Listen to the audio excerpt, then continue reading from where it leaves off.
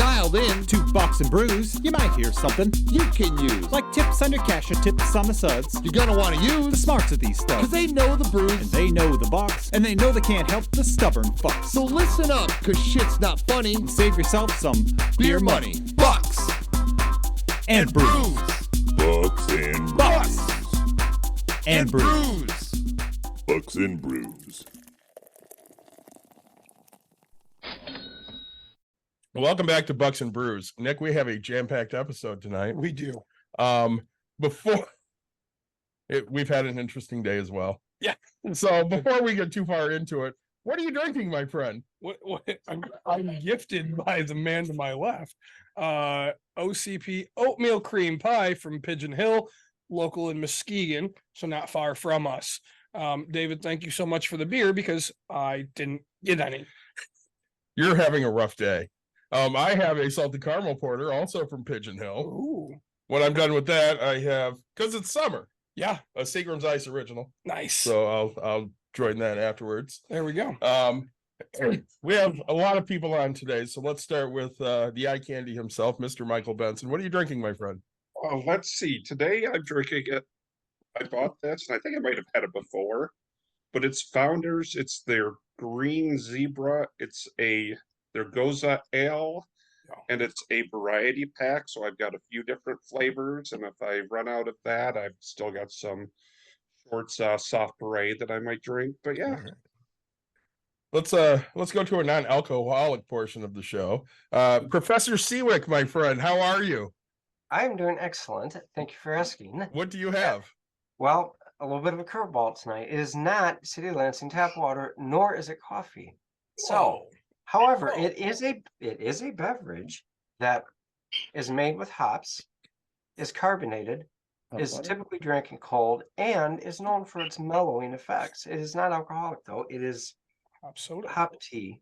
Oh, I discovered this stuff like probably 2 years ago interesting. and just fell in love with it. I've And enjoyed some hop tea myself. so that's what I'm drinking. It's basically like a chamomile tea that's made with carbonated water and then hops. Nice. So is that just a mason jar you're drinking it out of? Oh yeah, absolutely. Awesome. every man drinks from a mason jar. So it kind of tastes like, I don't know if you've ever had, because I don't know if I ever bought it in the United States, but in Europe I used to drink a beer called Kronenberg Blanc, and it was a I think Belgian beer. Belgian, yep. Yeah, it tastes like apples Bourgeois. basically. Very, very good. So that's the closest this kind of is for a non-alcoholic. All right. There you go. So we're also joined by Mr. Jim Lowry, who is now going to be referred to forevermore as El Presidente. Thank you, Michael, for that new nickname for Jim. He has like a new Thank you role, for and that. we might have to change his name. Well, as you can tell by the non-controversial and rather banal art behind us, I am in a hotel room in Texas, so I'm enjoying some Dr. Pepper Diet non-IPA. There you go. Nick's non-alcoholic drink tonight is also Dr. Dr. Pepper. Zero. His just has the sugar in it. No, his is zero sugar. Zero sugar. Oh, yeah. zero. Okay, he has the zero as opposed to the diet. It's gonna be weird to drink one beer. It is. We are joined tonight by Scott Bennett, who I found on TikTok, and I absolutely love his TikTok. Right up my alley. The one I discovered was the stock buyback one, which I have absolute thoughts on. Scott, what are you drinking, my friend? Cheers. I've got a little liquid bread, Guinness from a can in one of my English pint mugs here that I really love. Nice. Good. I also have a Kronbacher Pilsner. This is my favorite one that I pick up at the local liquor store, the German beer. Good stuff. Yeah, let's see. It's And where do you Sorry, Dave. He's my new best friend. I figured you would say that. You have to hit us with your normal new opening now. So everybody, thanks so much for joining us. As always, like, subscribe, share, tell your friends, tell your family. We've brought our family here for you guys to listen to and bring you great insight. So with that, Before we get into that, yeah, I wanna take a left turn. okay. So we had a weekend. You more than me. I've had a few days. I want to touch on this. Sure. Because we did this on the mental health episode. Sure. So You saw somebody this weekend that told you to, and I quote, eat his ass with a spoon. That is correct. And how did that go? So not well. I So can imagine. He came to my property that I happen to own. Something was going on. He right away avoided me, walked around, came by probably 3 minutes later, and I simply asked what he was doing on my property. That led to me being verbally assaulted in plenty of ways, escalated. So I then basically walk and start chasing towards him and being asked not to. He leaves, comes back about 3 minutes later. And I was like, this isn't going to go well. Anyway, throughout that time, over the course of that night, my life got threatened 3 times. And that, didn't go well for me. So just a lot of fun for what people think. And it all started because he just strictly hates me because I'm a landlord. So I want to say this because I have a microphone and we have a little bit of an audience. Yeah. If it had been me, yeah, he'd have been in a much more world of hurt because I'd have just called the fucking cops and had his ass arrested. Oh. I just want to say that because of all the people that think you were a prick for, not just being the bigger man and letting him walk all over you. Yeah. And, and it's really hard once he starts threatening, bodily harm and stuff like that. At that point, yeah, you had every right to basically be like, get this guy arrested and and lose his job selling pot or growing pot or whatever pot related thing he does. Yeah, and I say my for me it's very hard because I know I'm a hothead. I know how I handle things, and out of respect just for my wife and what because I step on eggshells around her family. She has no idea how much I hold back things, right? Like for me to stop and not just follow this guy, I hit my property line and just was like, all right, this isn't worth it. He's just going to keep walking away, even though he's like, let's go. And then, and then he called me, right? And then he just many times, right? And people are like, oh, hey, you gotta unfollow him. And I was like, or you gotta, block him. And I was like, no, he's stupid enough to tell me what he's gonna go do, and I'm smart enough to know where I'm gonna be and how I'm gonna react, right? Like that's the only reason I didn't do it. And in my head, so just and her whole family's just going crazy, and so somehow I ended up the asshole out of this conversation. So that's usually what we do. Yeah. The asshole. Yeah. And I grew up very different than most people, right? So like when something was said in my neighborhood, right, that was what's going to happen, right? One way or another. So most people don't understand that, like, there was multiple shootings in my neighborhood. There was things that happened in a constant. So of course I'm always on high alert. I take everything very serious, right? If I say something, I mean it for the most part, right? There's a 1% chance that I don't, but like that, and so that to me, everybody's like, oh, he won't do anything. He won't do anything. And I was like, I don't care what you think. Are you willing to risk that 1%? The problem is when people say those type of things, Yeah. it motivates the other people to, oh, you don't think I will? Yeah.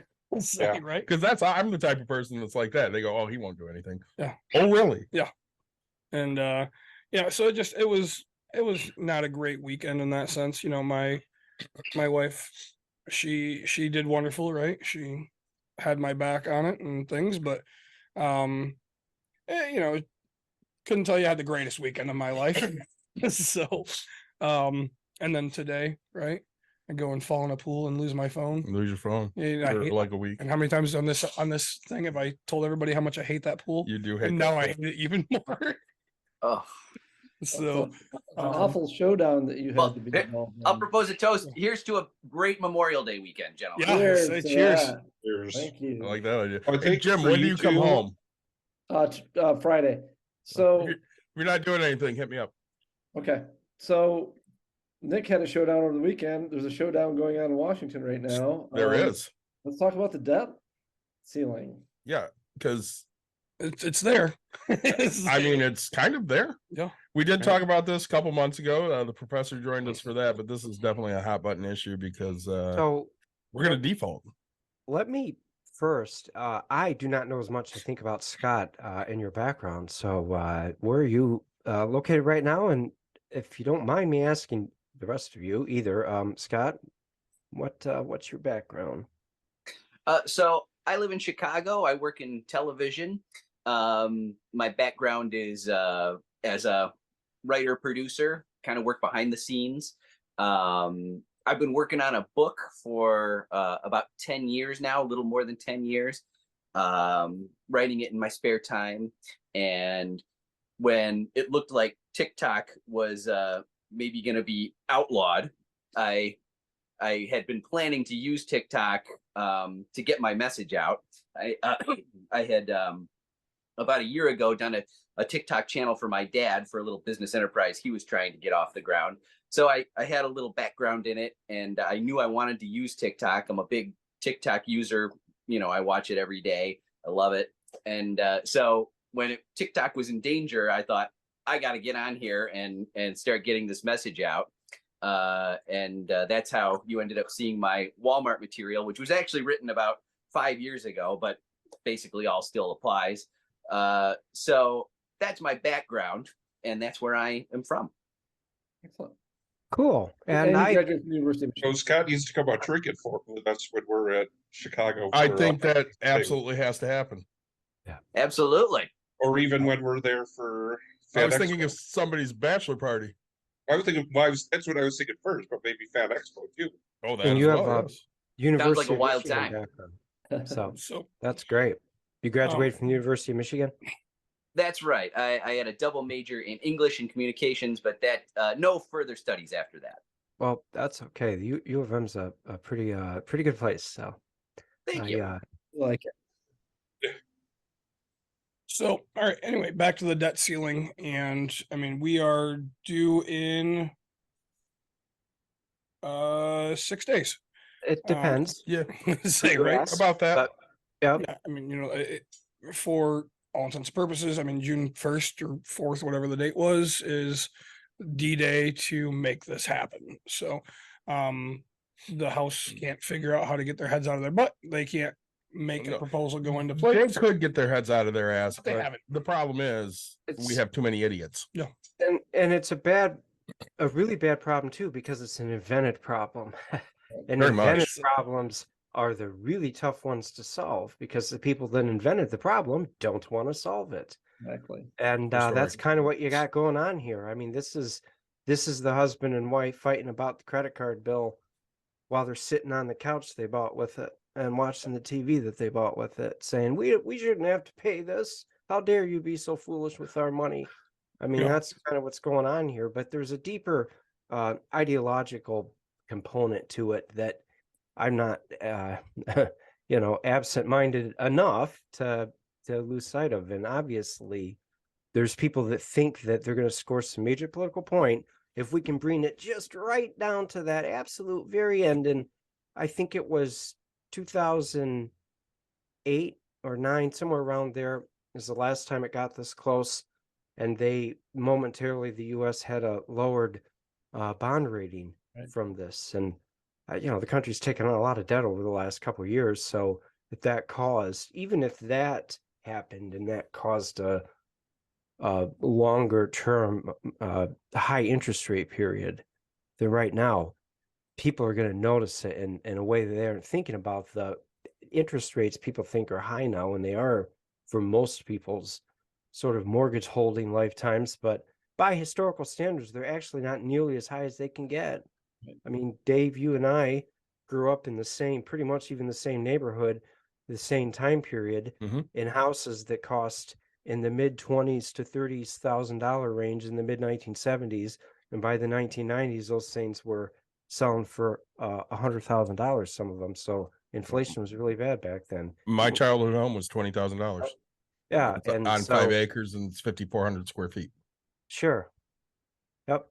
And the one I grew up in, I think my mom and dad told me they paid like 22 or 23,000 for it in the mid 70s, and I don't know what they sold it for in the mid 90s, but it was a lot more than that, obviously. Oh, absolutely. Yep.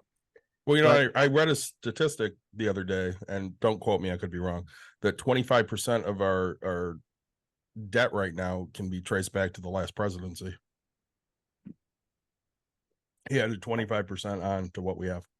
Yeah, I believe it, especially if you adjust the value of debt to inflation, which is like a snowball, actually, it just Mhm. gets worse the more debt you bring on, because the more devalued the currency can become.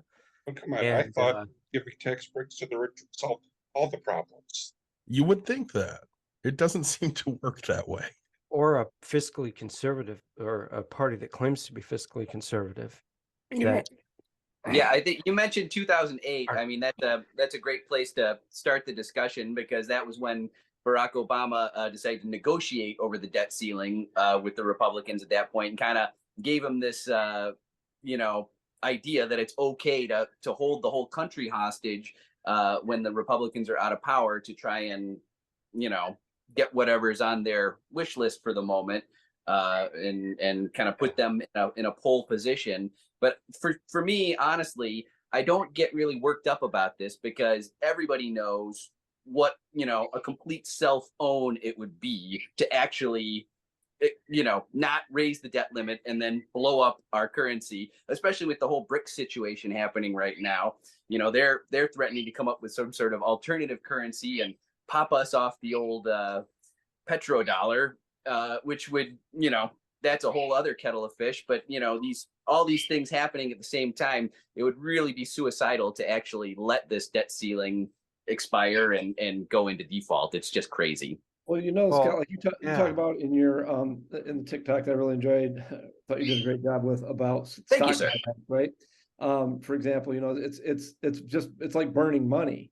And the reason that it's done is because people that are very, very wealthy get much more wealthy, right? It's intended to create, it's intended to keep moving wealth upward. And if the economy collapses, those folks are going to be very, very, very unhappy with our political class, right? And so I don't see I don't see the folks that pull the strings of the folks that are pulling the strings allowing that to happen. A great point. And I would only add to that, you know, you brought up a great point about, well, just thinking about the debt in general. Why do we have so much debt? Because we're not taxing the rich. Instead of taxing for the rich, we're borrowing from the rich. So they win both ways. You know, instead of being taxed, they just get to, you know, buy all these bonds, and we borrow from them and then pay them interest on the money we're borrowing. So, you know, they win coming and going in that situation. Well, see, we're referencing the TikTok you did on stock buybacks. So part of my capstone was I had to run a hypothetical company, and you got, you know, points based on everything you did for this company. And two of the things that really pissed me off running this company was a way to get max points was to take out the maximum amount of debt every year. So you had to take every available loan there was. And the other one was you had to buy back all the stock that they allowed you to every year, which also to me is an asshole move, because not only are you taking on all of this extra debt that you may or may not need, but then you're using that debt to buy back all of the stock to make your company more valuable and screw over everybody else. And That's I what the got a great shareholders- grade in this class, but fundamentally it just drove me insane. Mhm. Yeah, that's the expectation of how corporate finance is going to work, and that is a model of get rich quick off stock. It's just this right here. A short-term investor owns it enough that these accounting gimmicks, which is what that is, get the stock to be artificially inflated long enough that they can sell it, make money, and then it's dumped, and then it goes down, and then people get in at the bottom, and then the cycle goes up and down again. And it used to be companies, they would kind of do the opposite, right? They would divide their stock when it got to be really high valued, because it was a way of raising money quickly. It's a very safe way of doing it. Really safe way of getting cash on hand. And so they would do that. But now they do the opposite. Well, most of them, right? Inflate the value of their stock, and then that becomes a part of the pay package for the upper executives. You know, you look at oh my gosh, Warren Buffett, right? Never once has Berkshire Hathaway ever split their stock, right? It's just gone the whole way. But and then they just started a whole separate, like they have A and B, right? But yeah, like though I've had a couple stocks where I'm owning them, and then all of a sudden they tank because they split, and sure I own two of them, but normally it just goes lower real quick because they're like, hey, they're not financially where they should be. My daughter bought Amazon. Exactly. And then they split. Every share was worth 20 now. Yep. And then, the hope is it goes and over time, right? History will make it happen, but that's a great way to start getting more people to fund more money, right? And I think most companies used to do that, right? I mean, now it's not happening. And Scott, I think yours was specific about Walmart themselves.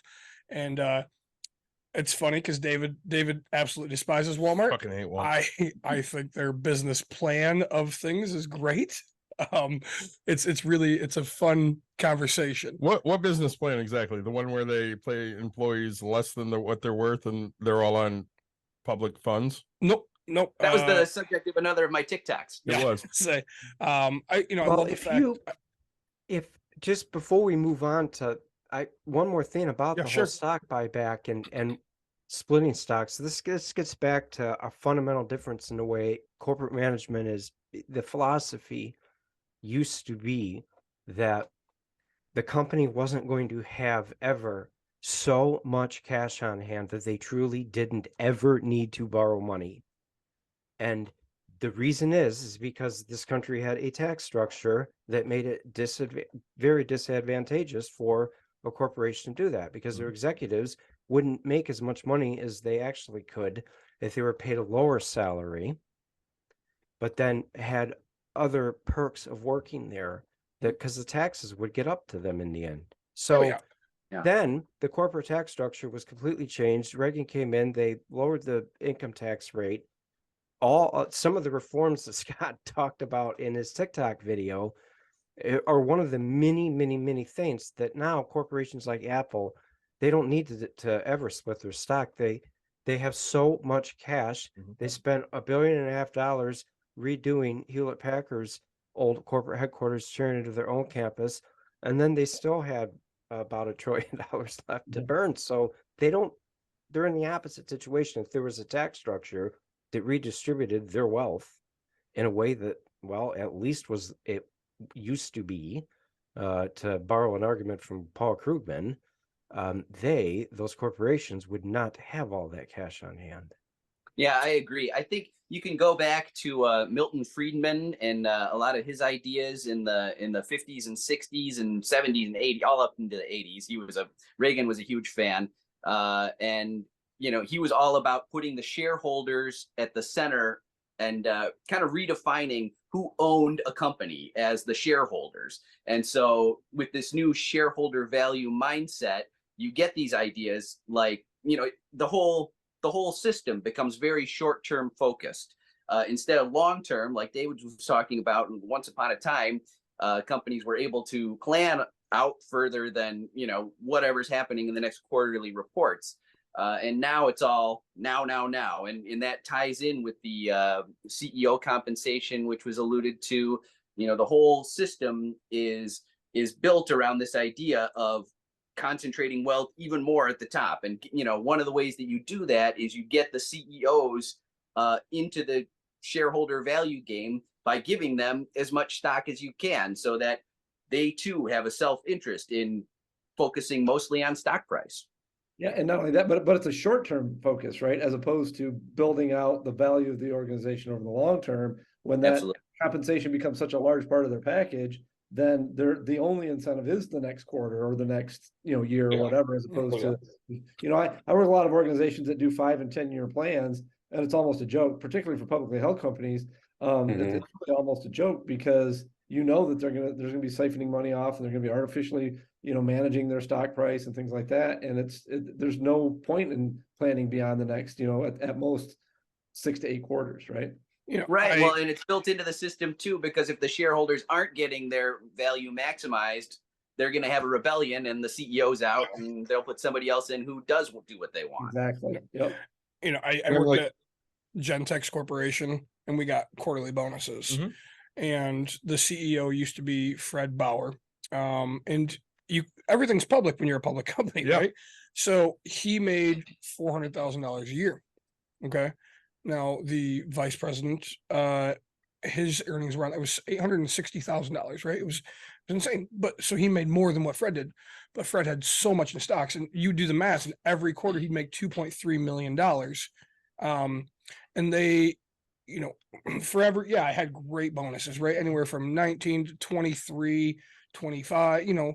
And finally, after I think we hit a year and a half, so 6 bonuses, they were like, you know what, we're going to lower we're going to give you 5% more money, which was great. I had a bigger paycheck. So that way my bonuses were down in the 19 range, right? And then it'd grow up. But all it does is give Fred more money Right. at the back end. Again, he's not taxed on it. He's not. And then, you know, near the end of my career there, you know, he stepped down, or whatever they want to call it. And I mean, he's still getting all of this as his What thing, company right? is this? This was Gentex Corporation. Okay. They made inside and outside car mirrors for every What auto you're manufacturer. part of what you're all describing is, so at one time, some corporations had a governance structure where there was a chairman of the board, and he was separate than the chief executive officer. And for this reason, because the chairman, the board, their, you know, theory was that they had a different, not all of their goals were the same as the manager of the company. It's sort of like the difference between the president of college and the board of trustees. And they used to look at it that way. But when you've got most of the pay going into the chief executive of the corporation being in the shares, he becomes like the largest shareholder, or one of the largest shareholders. So it's the opposite. He runs the board. The board doesn't run him. And they can basically pay themselves however much money they want. And that was it. He you know, he was the founder. And, you know, we would always hear, hey, he started in his garage. And I always told everybody, I said, I don't care how much the guy makes. He started it. He made the company as big as it is. When I left, I think there was like 3,800 employees, right? And he did great. Like, when it comes to that, and we'll dive into it more, you know, later. But like, for him, I don't care how much he makes. Now that he stepped away, oh, I'm really pissed that the guy's making $1 million a year or whatever, because he didn't earn that aspect of things. You want to know what I'm going to say? Go ahead. What the fuck's a bonus?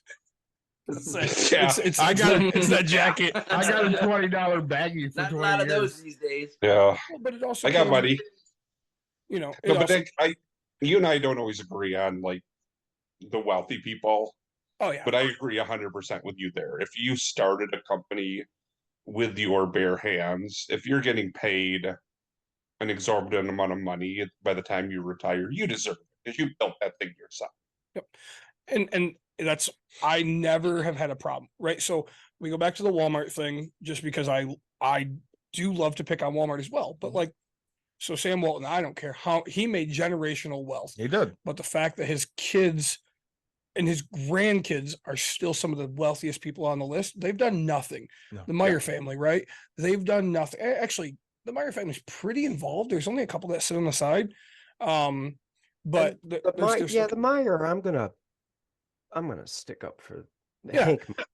And I would agree, they do a lot for the community. He's but a they're no spot-on longer involved author, in the too. corporation. Well, Yeah. if I could stick up Spot for on. one other segment that's not getting discussed in the Sure. Walton discussion, or your company, Gentech. It's not my company. I don't work there anymore. They Yeah, fired he got fired. Say they fired me. But here, you know, the workers, who adds real value to a company, who's Workers. really, Thank who's you. running Walmart? Workers. It's those 2.3 million people that are Mhm. employed by Walmart. Yep. It's not Economics it's not 101. Sam Walton wasn't doing it all himself. Now, you know, hats off to Sam Walton. He came up with some amazing innovations, but he also came up with some very destructive innovations that are hurting Yeah. this country. And some of those innovations were severely underpaying his workers and using tax abatements and getting all sorts of sweetheart tax deals to make sure that they don't pay taxes when they come into a new town. And then, Including all you know, over the some of their state of competitive Michigan. competitive strategies to intentionally undersell all the local merchants and drive them out of business and then jack up prices. That was all Sam Walton. And I'm not going to defend that kind of business, because, you know, it ends up being very destructive over time. And we're seeing the product of that today. No, what he did well was basically like, yeah, I'll sell all these other brands, but I'm also gonna have my own brands. But And I'm gonna also- have the company, I'm gonna own the, we're gonna the companies that make those brands are going to be part of, and like that's where they did it. I mean, he bought his own trucks, he bought his own, warehouses. Sure. He wasn't counting And on one other thing he middlemen. did was, figure out how to keep track of every item of merchandise in the store. Walmart's better than everybody else at knowing exactly what's on the shelf and what's on the truck and what's coming out. They got it all down to a science. So and that's why I love that. Like when I say, hey, I like it, it's because they they do really horrible things really shitty? Yes. But it's not an when you either look or. at the business itself, it's actually a very I smart, think good it can be business. both. I think it can be both for any organization or corporation, and that can a lot of that has to do with who's running them. And the thing about Walmart, Target, Home Depot, I don't care who the big box retailer is. In Michigan, they have the granddaddy of all tax breaks by default, because over the years the local property tax laws have been interpreted, or the state property tax law has been interpreted, that their property is valued basically as if it was an empty building. Yep. Well, and That's how it's valued. They don't value the merchandise, and they don't value the amount of value being added onto the property with the business being transacted there, which, Scott, you're talking about the workers, everybody. Yes, thank you for mentioning them. That's why there's value added onto that property. All the stuff in that store at one time was your neighbor's job. But because the corporation stabbed all of their workers in the back, you could say, and moved the jobs overseas, your neighbor doesn't make that stuff anymore. So there's no value added onto that good when it comes into the country until you take it off the ship, drive it to the store, put it on the shelf in the store, and ring the person up. So their entire corporation's wealth is in the people that work for them, and they know that. That's why they've tried very, very hard to keep their wages as low as they can, because that's how they make their money, period. Yeah. And one other thing, a lot of commenters on my TikToks are pointing out is they're the number one employer in the country right now, but their long-term goal is to get that number way down and to automate and do all the self-checkout and eliminate as many of those jobs as they can. Yep. I heard a really interesting article about 10 years ago that said, is Walmart going to destroy itself because they're essentially, underpaying their workers and so forth, and they employ so many people that as those people, lose their jobs and so forth, there's not necessarily gonna be a whole lot of people left to buy their products, right? I mean, there That's will right. be, obviously, but it's a significant number, right? That could ultimately end up, particularly in some communities where their volume is marginal, that could put them out, force them to close stores.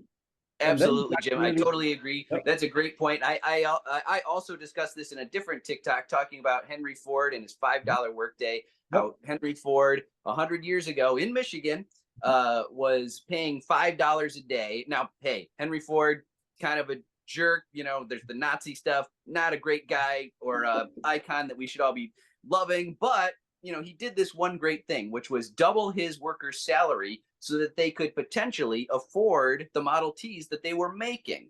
So that's a great idea. The more you pay workers, the more they can pump into the economy. What's happening now with all the Walmart workers being on SNAP benefits is they spend those SNAP benefits at Walmart. And that's just a small microcosm of the potential there. If you start paying Walmart workers a decent salary, then they can afford to buy a lot more at Walmart. Exactly. And I have a couple quick things on that. One, I want to go back to the property taxes. So Gentex, again, they have 7 buildings on quite a bit of land. Who do you think pays more property tax? You or me? You. Yeah, Exactly. That's a factual thing. It's not even close. So I think last I seen, like, the new building, they were paying $700 in taxes, and it was going to be that way for 50 years. Yeah. And there's on And one that's of my the other thing buildings, with property publicly traded companies, and on so one of my they have to buildings, disclose every bit of that information. But they've got- $11,000. they've had all kinds of things have happened over the last 20 years in Michigan that have led to that. Yep. One of which is the state got rid of about 15 years ago, a while ago, they got rid of the personal property tax for business.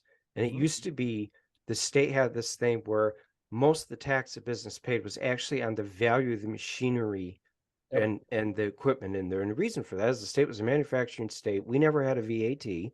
Now, I'm not going to get into a complex macroeconomic, tax discussion here, but the value added tax kind of does the same thing on the consumer end of it, that the state's valuation of manufacturing originally property inside the building did. Well, the state got rid of that. They said they would replace the revenue to local municipalities, and guess what? They didn't, of course. And so that revenue wasn't made up for. Nick, what you're seeing is the end result of that. From a business owner's perspective, hey, actually, I would have said, yeah, great, they got rid of it. But the other end of the bargain was what wasn't lived up to, and that is Yeah. the state did not make I up think for you that lost revenue Well, entirely. David, you're so right. And every one of us is paying more property taxes than ever, and it's no mystery why. It's because all of that corporate taxation just keeps going lower and lower and lower, and we're the ones who pick up the slack. We're the ones, 330 million people all kicking into the kitty in place of these corporations. They're making all this money, and we're the ones who are asked to pay more in our property taxes because they're the ones getting the sweetheart deals. Yep. And and you see that through everything. One thing I like to see how they're going to change things, because you'd kind of brought up the fact that they bought the Mac or HP corporation and revamped it into that. But right now we're heading into a thing. COVID kind of hit where everybody's kind of working from home. We're not going to see as many office buildings. We're not going to see as much of this. Are we happen. not though? Because how many CEOs are sitting there going, nope, we got to bring everybody back into the office because I have to sit there and stare at you to make sure you're doing your fucking It's a job. generational thing. I think as long as you've got boomers running the corporations, which you will for the next, 10 years. Because trust me, I mean, I see this. David, do you really think I can even but let's not anticipate there's going to be a forget. lot of Gen Xers who don't have the trust. But There's a key financial consideration that we're forgetting here, which is the fact that these giant properties, they do pay a lot of money for mortgages or what have you. And if those buildings are empty and there's no justification for having them, then they are all going to go on the market at fire sale prices, and all those companies are going to lose big bucks. Here in downtown Chicago during the pandemic, what do you call it? The rates of vacancy were through the roof. People were abandoning these properties, and these giant skyscrapers are like 30-40% empty. You can't have that. So that's the reason why we have to come back to work. Because the value of those properties depends on us showing up at those buildings. Or you have to convert them to buy back the Sears Tower at a fire sale. It happened here in Lansing on a small scale. But then the other thing too is the municipalities have, a lot of them are, speaking of property taxes, they're very dependent upon those property taxes. And if those buildings sit empty, they get a big time devaluation. And then the company can write them off. So it's a big loss for the company. At one time, they absorbed the loss, but then after that, it's the opposite. I think at the municipality level, sorry. Yep. Oh yeah, I mean, they really and probably the why they don't care as much about really upping the taxes on it. For them, it's more important from an advertisement perspective to have these large companies have facilities there. Like when I thought of when Target added their distribution center in the Climax Scotts area, it was never about that. It was basically we're going to have 5,000 new jobs and this building, and it wasn't about when we talk about the value of the actual companies, there's probably no Walmart store that when you look at all the people in it, all the merchandise, it's not several $1 million worth of money in that particular store. Yeah. And So part when of you're looking at manufacturing, that's millions of dollars of investment. And that is what manufacturing facility. Mike, what you've brought into the discussion here is the one thing we still haven't that is super important. And this is in the end why they don't make much money at Walmart, and they never, ever, ever will. Trust me, the corporation will go out of business before they ever pay the workers much money. Here's why. Because the General Motors plant, when you go into that plant, what you are seeing is a ton of value added onto materials at multiple stages of the economy that never can happen in a retail store because it's selling stuff where all that value was already added onto the good. The And GM everything's factory, recycling. Nothing is there the permanently except GM like the factory shelves and is the literally HVAC. worth a multiplier factor of probably at least 5 to the economy of what that Walmart store ever could be. And Oh yeah. can never replace that unless you completely reorient your economy. And it hasn't happened, right? Here in Michigan, our economy is still structured that way. So it's just the way it works, and it's macroeconomics, but it impacts people at the very local level. And so when I think, Jim, you talked about when those Walmart stores close, how devastating that would be to the community. Think about it. That a community has now gone through like phase 2 of a really bad 2-phase economic devastation. Phase 1 was what got them to the point where Walmart was the only place left in town where you get a job, right? And because they undercut Or buy everything. your goods, even if there were other jobs available. So before that, it was probably a community that was mostly agricultural or had some small industry. So phase 1, that's gone. Now the standard of living's dropped. So what standard of living is there going to be left when phase 2 comes? Yep. Yeah, I would say that one of the long-term projects of the wealthy over the last century has been to drag us back to where we were as workers 100 years ago, making pennies a day. That's the idea. That's what they would like. They love that third world style capitalism. Yep. Well, it's really interesting too, because to bring kind of approaches from a political economy standpoint, we're now talking about people, voting against their own interest, right? Because it's these Rust Belt towns, which are now going through, there's the whole Rust Belt thing, with all the manufacturing left, and now we're talking about what you're saying, David, with the phase 2, with these, the Walmartification, if you will, of these towns, and these people are now voting for the people who put policies in place that cause these things to happen. And they don't realize that because now it's all about a culture war, right? Yeah, absolutely. That's the reason the culture war exists. Yep, exactly. Yep, the culture war. In the nothing but industry I work in, I mean, it could almost be, if I was more well known, it would probably already be a term in like the dictionary, but I always called it Pfizerized. Because basically these very small companies that had a lot of really bright scientists would come up with possible pharmaceuticals, and Pfizer would basically buy them, take the rights of them, maybe keep the people around for a year, and then basically cut that group out just to have it. And I'm like, that it was, people lost it may have gotten a pretty good severance in the long run, but they're still losing, people. Unemployment is increasing by, these. Yeah, and don't forget that having a large segment of unemployed people is a great thing if you own a corporation.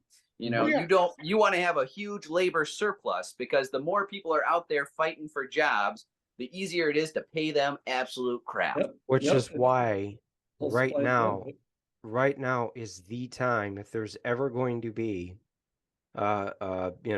something left of the labor movement in this country, now is the time, because you have a unique opportunity. The demographics in this country, 100%. we are at an odd spot. It isn't going to be this way in 20 years, and it wasn't this way 20 years ago. But right now, there is going to be continuously low unemployment because of the gap between the size of the baby boom generation with Gen Xers who are smaller in between, and we're the ones that are in the workforce now primarily, and it's going to be even more so. But that's kind of a sweet spot. So if workers right now, the unions better have really good leadership that knows what's over the horizon, because now's the time to act. 20 years from now, there's not going to be 3% unemployment. There isn't. That's a great point, David. I agree 100%. It makes me think of 2 different books that I've read. One of them is Crane Brinton's On Revolution. And in that book, he looked at 5 different revolutions: the Russian Revolution, American Revolution, England, France, and one other, I think. But anyway, he developed a little theory about certain markers that show up when revolutions are becoming ripe, according to these historical events, and one of them is the most important one, I think, which David was talking about or hinting at, is when people expect to get one thing but don't get it. So we, all the gentlemen here were talking. Our parents probably had a, I don't know if about a higher standard of living necessarily, but there were cabins, there were boats, there were new cars every couple of years, one breadwinner, and now that is completely gone. Everybody who's coming up now is a 2-earner household. Maybe even the kids are kicking in. It's getting harder and harder just to make ends meet. And the other book that I was thinking of was called The Fall of the House of Labor. And that talks about how in the 1920s, labor was flat on its back, kind of like today, just like about as beaten down as you could possibly get. But then the Depression happened and suddenly labor came roaring back. And, that's kind of the point I think that we need to start thinking about, because right now labor is on its back. The share of unionized private workforce that works for private companies as opposed to public government Public agencies sector. and what have you, is lower than it's been probably since the 20s. So now there is huge growth opportunity for unions to come back and for workers to join together, because it's self-empowerment. Self-empowerment is the only way we're going to get out of this, because if we let ruling class take us, it's going to go straight to the third world. We're going to be, it's child labor laws are coming back. They're talking about that already in some states, probably, loosening child labor restrictions. That's the direction we're going. Yeah, Let me add one more comparison though to the 30s, and this is something a lot of people completely forget about. In the mid 1920s, right in the middle of the economic growth that started in 1921, after the pandemic was finally over, the last of the 3 kick 'em all out of this country immigration laws passed, the Johnson-Reed Act, and the end result of that law was not felt until the World War II hits. One of the reasons why there was such a bad labor shortage during World War II was they ruined a generation of American workers. They were gone because they didn't let their parents come to this country.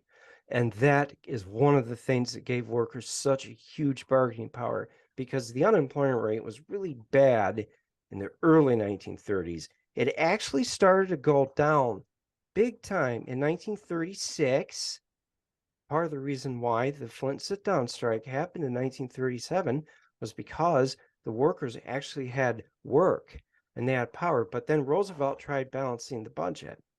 The unemployment rate spiked up again. But even then, the demographics were starting to catch up finally. But then World War II hit.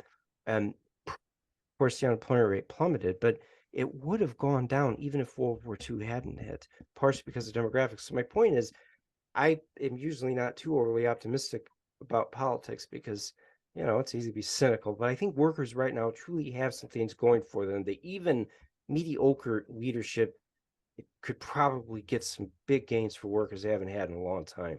I think the biggest thing that workers have going for them is self-righteous rage. Seeing, these reminders that I, like my own TikToks talking about just how rich the rich really are. We have a hard time understanding the difference between $1 billion and $1 million. It doesn't even, it sounds similar and it's hard to conceptualize, but it's like 1 million seconds. You can do that in 11 days is 1 million seconds, and it's 32 years, I think, is 1 billion seconds. That's the difference. It's just a completely exponentially different. And that's what the wealthy class in this country, they're dealing with that kind of money. And all of us, the rest of us regular Joes, we're just barely making ends meet. And it makes us mad, makes us so mad when we know the truth about how much opulence and wealth is existing off of our own backs. All that wealth that's not trickling down, right?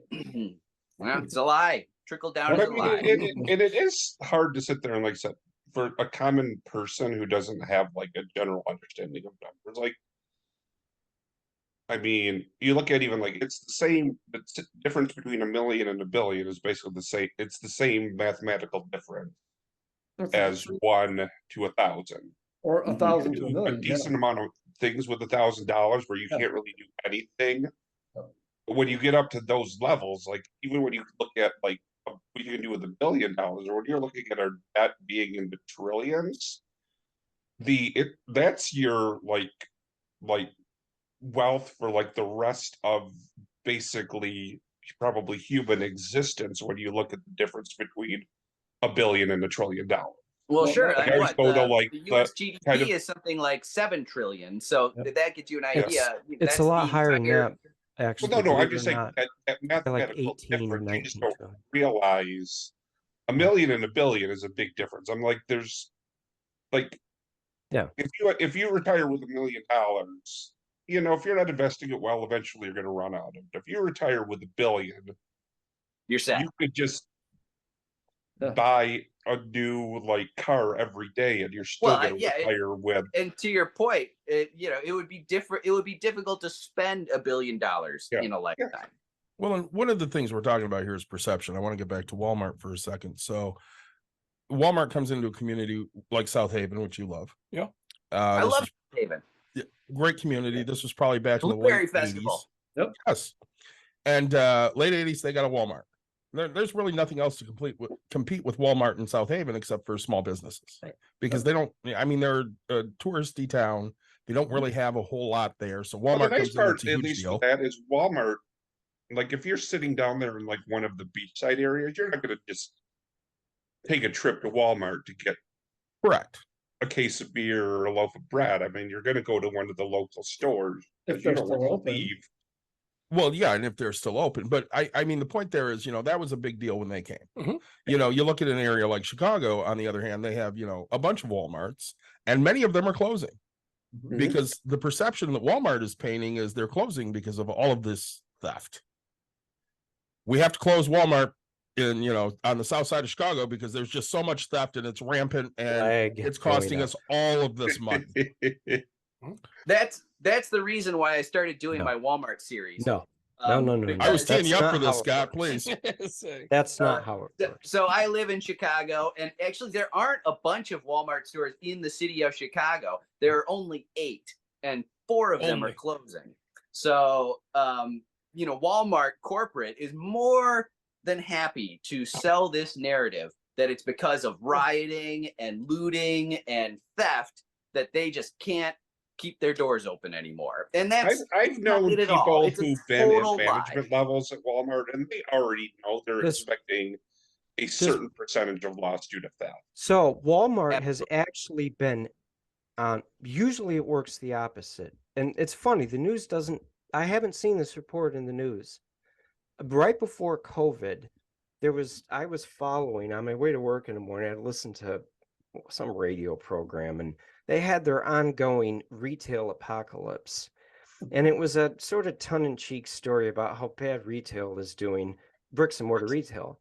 But a side story was all of these communities in the suburbs and in small towns that had it with Walmart, and were asking them to leave and forcing stores to close down, declaring them public nuisances. Why? Because Walmart had such a bad problem with theft because they got rid of their security. That's private property. It is a wealthy corporation. It is not the job of the taxpayer to be in there every 5 minutes with their police officers to guard your property. And if you can't take care of your property, that is your problem.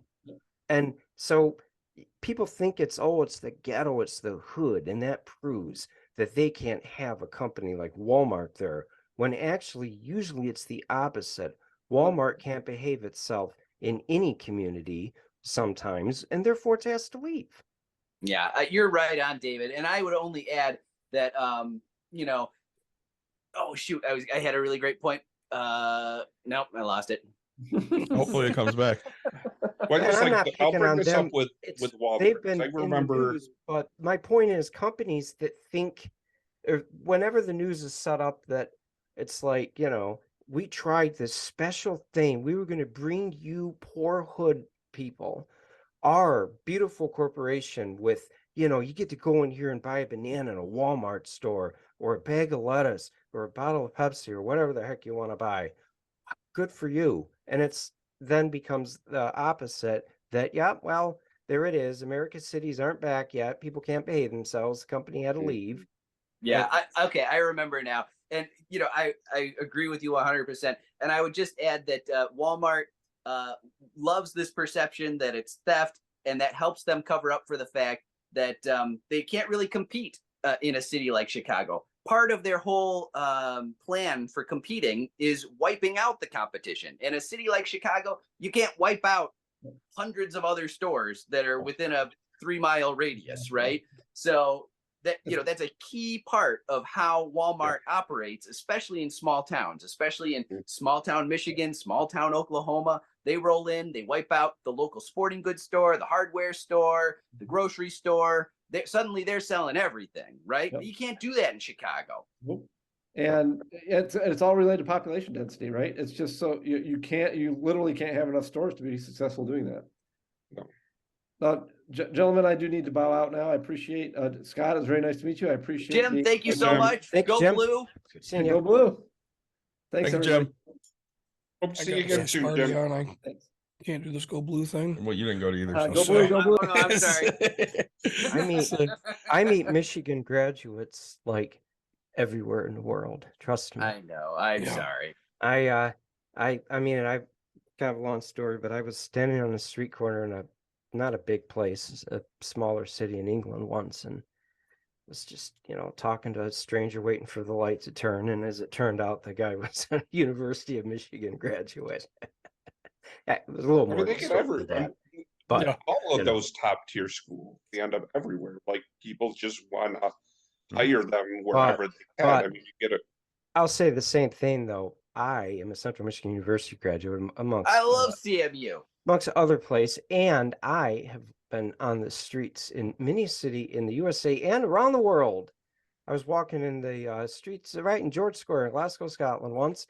I had a CMU football jersey on, and I had my earphones in, but I saw somebody pointing at me, so I took my earphones off, and she came right up to me and she said in a lovely American accent, "Fire up, Chips." And I said back, "Fire up, Chips." And it I was just like, remember yep, going, I was we're we were talking everywhere. about like Walmart, and they're willing to deal with like theft. It was probably like 15 years ago. I was in a Walmart with like a friend. I can't remember what we had bought, but it was probably only like a few like small things, but something with like how their computer was set up, we triggered an alarm because their computer wasn't set up to like recognize like $5, this, that, or the other thing is being sold. I'm like, if you were like, if they knew like this, and it was like the security person, they just said, "You have this in your bag," and we showed them. Like, I could literally, this was before they were like locking up like $100 yeah. like MP3 players and Mhm. stuff like that. Like, literally, I could have like an MP3 player at the bottom of my bag and just have this like $5 item. And literally just walk through and say, "Yep, I've got this. That's what's triggering it." They wouldn't be the wiser. It's companies sometimes their own worst enemies. I mean, yeah. they are sometimes just to be like play sociology in my mind. When I'm out working in my garden, I've got my bib overalls on and I'm, good and dirty. I gotta run into the store. Are I'll you, just are you run in sure like that's that. underneath your bib overalls? I'll just run in right like that, got my hat on and I grab a shopping basket. And before I know it, I've got more people around me than, you can shake a stick at, especially if it's, I pull up in my brother and I share a pickup truck with, it's kind of an old beater. And it's great. People take so much of an assumption by the appearance. But to get back to Walmart in Chicago, the whole retail thing, I mean it. I kept following these stories about these little towns and suburban and semi-rural areas that because the company was too cheap to afford security. I mean, come on. Your TikTok video, Scott, you talked about how much just by ending the stock buyback practice they could have to pay their workers. Well, More than $5 an hour. yeah, how about one security person? I Yeah, mean, right. They can afford it. I think so. Even There- then, when you're in those small towns, if there's, a 10-minute drive between your town and the next small town, I'm like, sure, you get a Walmart, but if there's a reasonable amount of jobs available, who's going to drive 20, 30 minutes for a minimum wage job? Well, and even then, I mean, I think that this gets us back to the whole. We talk about the value added of an economy that does something besides handle goods that were made elsewhere, but then I think that there's a deep psychological trauma that society as a whole goes through eventually. If you have generation after generation where there isn't economic opportunity, and there has an economy such as ours doesn't work very well if there isn't that middle level of economic opportunity. Yeah. Everybody is never going to be rich, and you do not want to have everybody poor either. No. And you have to have a society that has economic opportunity that doesn't require a level of, say, effort or expertise that just isn't and never will be available to masses of people. No, the It's difference not between gonna like work. our countries and like true third world countries is the fact that you've got your extremely poor people, and then you've got your like government leaders who are like Super rich class. have that generational wealth and Mhm. everything like that. But I mean, I think, I remember when Walmart started coming into these areas in Michigan, and especially when they started converting them to the superstore where you Mhm. could buy all of your groceries, and everybody's like, Meijer's going to be out of business because, well, Meijer's never gone out of business. In fact, I've seen more like Meijer's build, and because in general, people know A, you're going to get a slightly better quality of store product other than your brand names at Meijer, Mhm. and B, you're going to get a lot more personal attention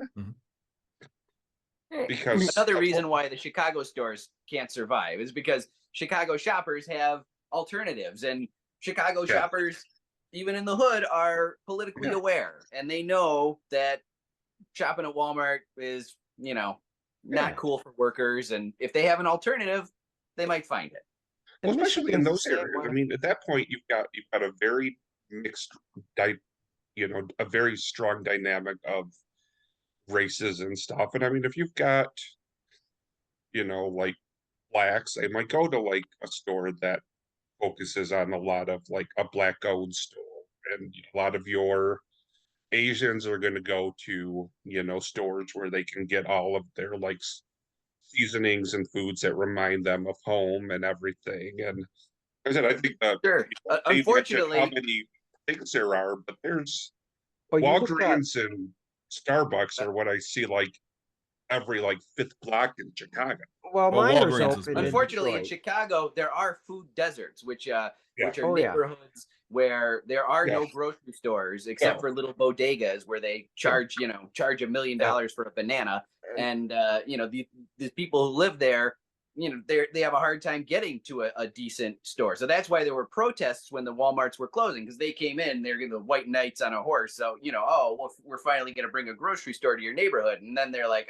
second thought, we're out. I would be mad about that too if I had to, ride a train a half an hour away somewhere Yeah. else to shop. Now, compared to what Myers did in Detroit. So Detroit had, I think, it hadn't had a Myers in a long time. And Myers is, the Michigan thing, could start in Grand Rapids.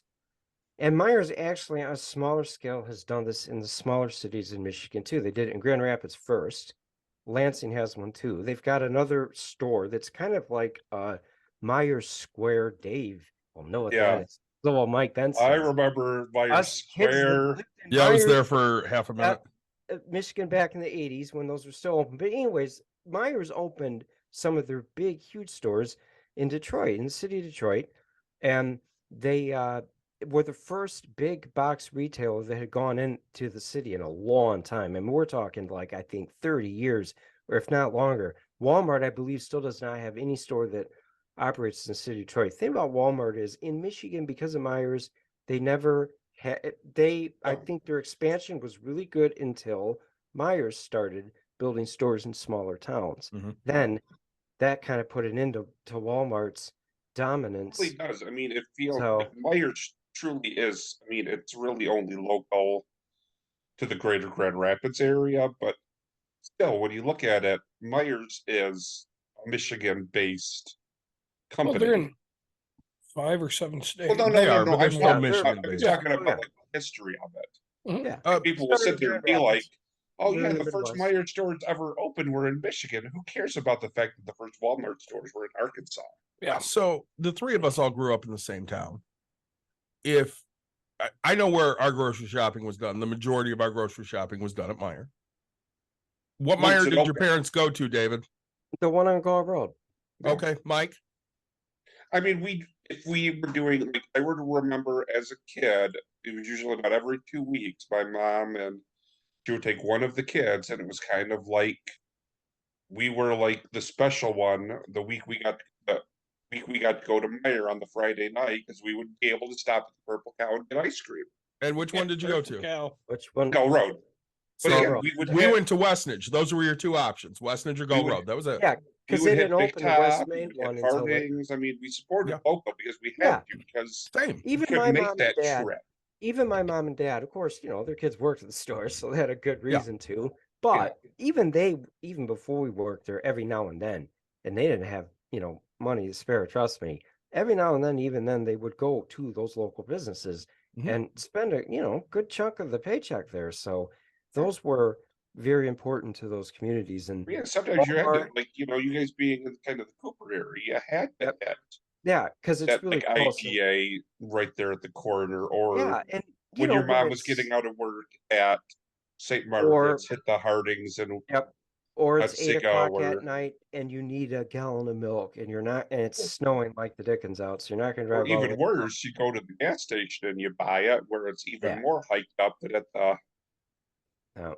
I think that Scott, you might have mentioned this, and I know our departed guest had as well, El Presidente, about this idea about the Walmart, but we could say any company eventually becoming a victim of its own success, partially in its effort to automate. I wonder if, you know, thinking out loud, back to my comment from earlier about this sweet spot we have a shortage of labor, I do think that, but eventually it may end up accelerating the whole move to getting robots to do our jobs for us. I had a great discussion with a historian colleague of mine here last year, maybe it was 2 years ago, about this, but the crux of it was people at one time would not only consider if it's possible, but they would also consider if we should do it.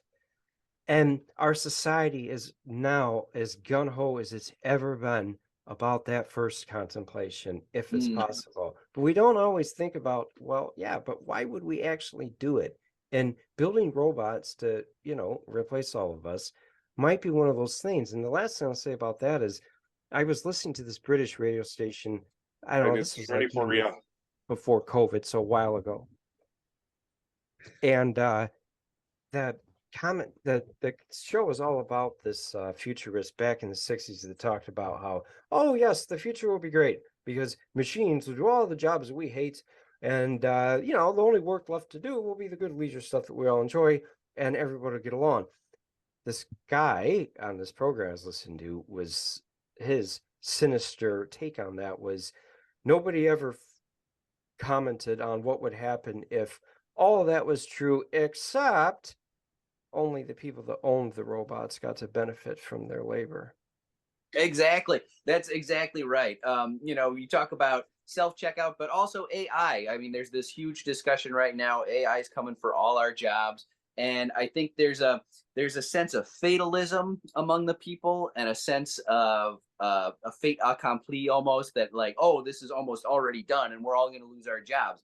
But I think ultimately that is a political decision. And if the people were empowered, we would definitely not agree with that, to forego all of our jobs to make wealthy people even wealthier. And it's top down. You talk about AI, you talk about automation. This is all coming from the top down, from the executive suite, from the C-suite. These guys are the ones who want to cut labor costs to the bone and ignore the fact that what you pay labor is all of your revenue. So, you go ahead and starve labor all you want, but you're the ones who are going to put yourselves out of business. Yeah. And ultimately, it is a political decision, and we should have a voice in determining whether or not computers or automation or self-checkout take all of our jobs from us. It should be up to us. And this is supposed to be a democratic nation, and we should have a say in that. I think Because it's never been officially a true democracy. I mean, even in our government's thing, we call it a democratic republic. We vote for the people we want to represent us, but it's still, but we could vote in whomever, but if whomever's secret agenda is to replace Well, it's every not single even person secret. with a robot. Let's look at who funds all of the Yeah, campaigns. this isn't going to be a conspiracy, which will be the really kind of sad thing No, about not it. at all. No. And you don't, if history teaches us anything, it teaches us that the most effective way to make a change is never, ever through conspiracy. It's always you're still just probably do it. 1,000 years before Yeah, but I think machines become sentient, like in, well, the Matrix or anything like that. yeah, that's a discussion for another day. I mean, Yeah. look, I can tell you right now, and I'm not bragging, I'm just telling you because I think it needs to be said. Don't be afraid of AI. That first GPT chat that supposedly all the smarty pants the New York Times couldn't get. Let me tell you, the first time I read that, I knew immediately which one the computer wrote, because the error, quote unquote, that it made was one that a little child would never make, actually, who's learning how to write. But my point is that AI nowadays isn't anything intelligent. It still is 100% what a human being programmed that thing to do. Yeah. But if it gets to the point where it actually is able to learn, it still probably isn't actually going to be a conscious machine. No. Which would be worse to have something that's smart but not conscious. That actually might be the really big thing to worry about. Well, that would be the entire thing. I mean, we're not going to be in jeopardy of jobs unless, like I said, you get like a HAL or a Skynet or something of that nature. Yeah. But And I mean, like you said, we've got 4 of us on this podcast that we know are baseball fans. Yeah.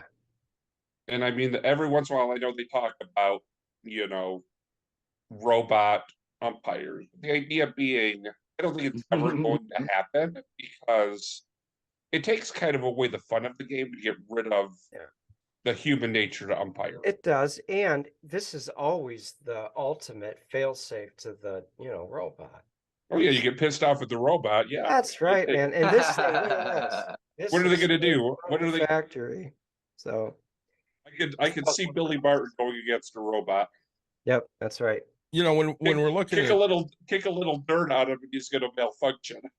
When we're looking at workers, I think Florida is going to be an interesting, we're going to say, testing ground for some of this, because with DeSantis getting rid of migrant workers, and we're going to throw all these supposed illegal people in jail, even though nobody's illegal. What he's probably conscious of but doesn't care about is the fact that you're not replacing these people with anybody that wants to do these jobs. Nobody wants to go out and pick oranges. Nobody wants to go and do the grunt work on the construction sites.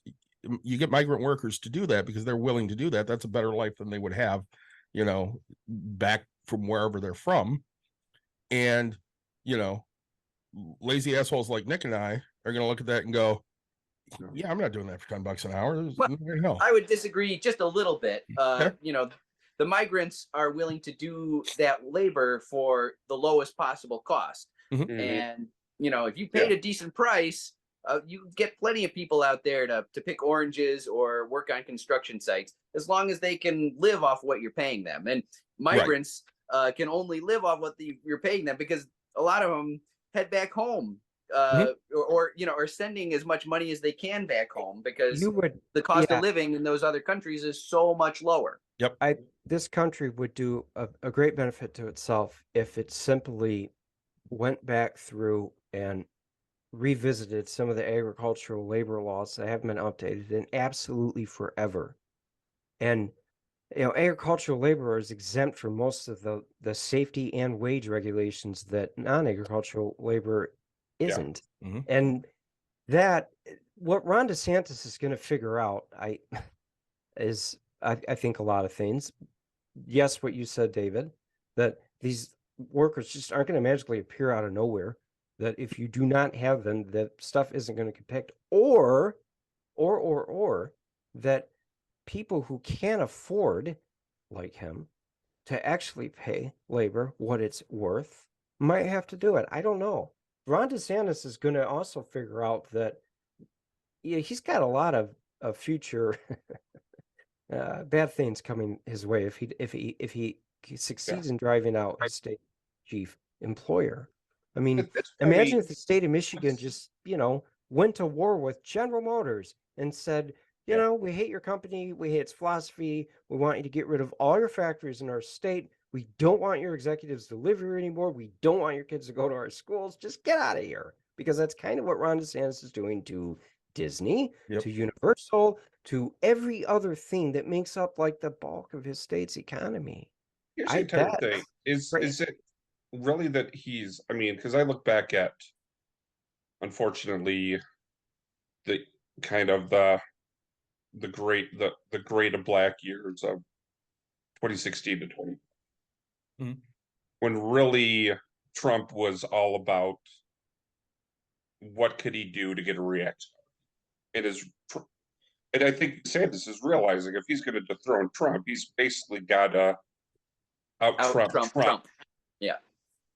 And I think, to an extent, I think that's what he's trying to do at this point. Is position him in a way of I won't just take on immigrants and whomever. I'll take on Disney.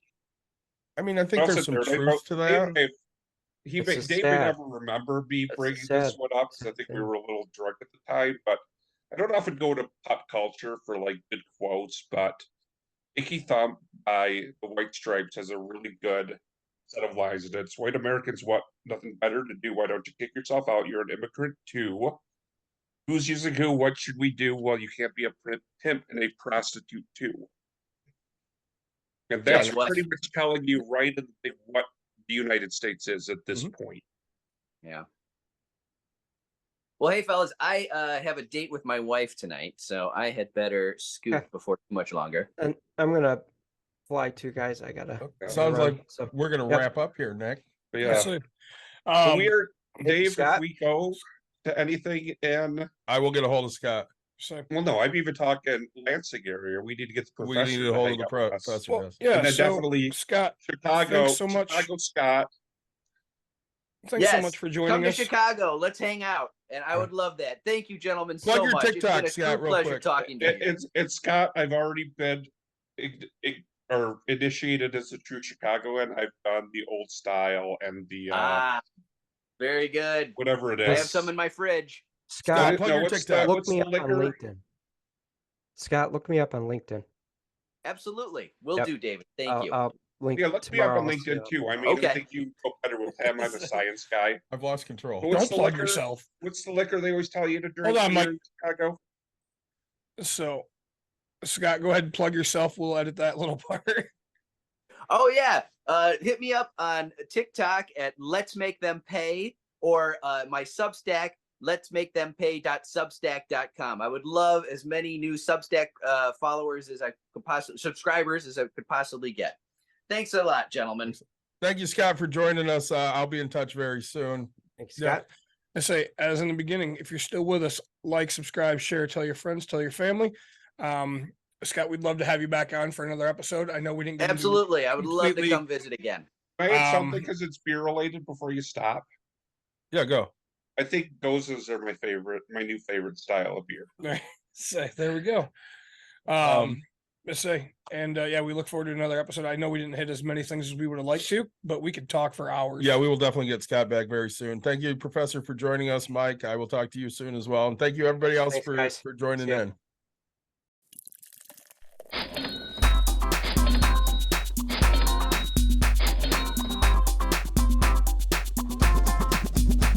You've dialed in to Bucks and Brews, you might hear something You can use. like tips on your cash or tips on the suds. You're gonna want to The use. smarts of these Cause stuff. they know the And brews. they know the Bucks, and they know they can't help the stubborn fucks. So listen up, cause shit's not funny. Save yourself some Beer money. Bucks. and brews. Bucks and Bucks brews. and brews. Bucks and brews.